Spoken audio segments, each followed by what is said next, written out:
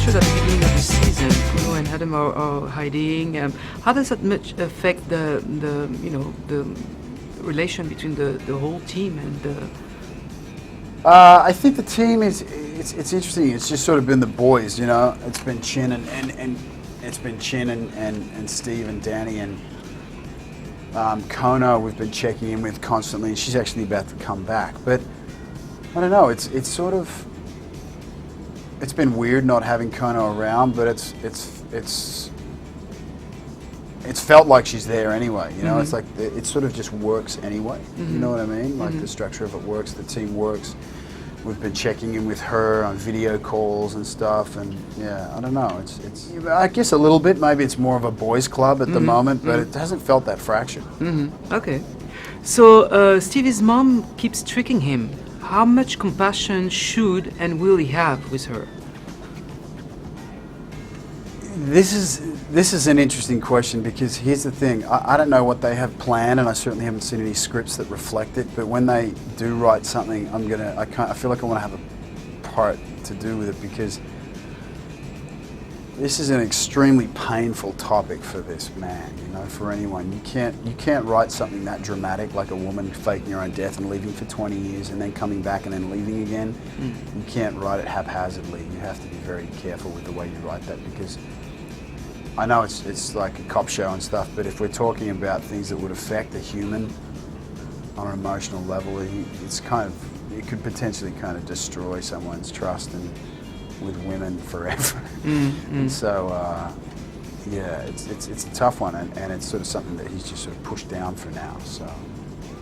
You just shot a Pearl Harbor episode? Yeah, beautiful episode. So yeah, how important was it, you know, to pay homage to, you know, Hawaii, because that's where you guys shoot it? Oh, mate, it's incredibly important. I mean, when you see the episode, you'll see it's not just about Hawaii. It's in fact more so. It's about the Japanese population of Hawaii, and it's about the Japanese people and the families that were in Hawaii in the 40s and what happened to them after the segregation they were when they were put in the camps and what happened. All this stuff that I didn't even know about. I didn't know there was internment camps in Hawaii. I didn't know. I was so ignorant about the way it all went down. But it's a really important episode. It airs on December the 6th, so on the eve of the anniversary of Pearl Harbor, and there's a really nice twist with the McGarrett family and the case that actually goes down, and we had some incredible actors, and yeah, I might actually watch that one. You don't watch them all? No, I don't watch them all. No, I don't think it's not beneficial for me to watch myself. So talking about actors, there's a lot of guest stars this year. I mean, Melanie Griffiths is part of them. Melanie Griffiths. George Garcia, that's how you pronounce it. Yep, Carol Burnett. And Carol Burnett as you end. That is Nick something. Jonas. Yeah. Wow. So, yeah, Carol Burnett was. Oh man, I mean, it was kind of like a dream for me. You know, she's a generation ahead of. I didn't grow up with her show, but of course I've seen it, and I've seen so much of her work over the years, and she's working with an icon like that is it really sort of makes you feel so humble. It really brings you back to your own size, you know. But I had to do one scene with her that was an emotional scene from McGarrett, and it's funny. She's like, when you have to do a scene that's emotional, that's heavy, a lot of it is about the other actor that you're working with, you know, and whether or not you can trust them and what they're giving, you know, just how it's happening. And I was 100% safe at 100% of the time with her, and so I think the scene's going to be good. But she's incredible now.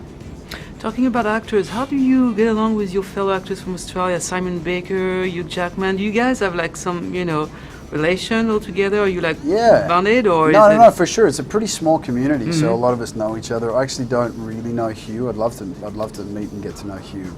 I know Simon. I know a lot of the other guys, you know, and so a lot of us work together back in Australia too. You know, there's not that much happening there. It's not like here, and so it's great. And I think the community, from when I first came out here in '97.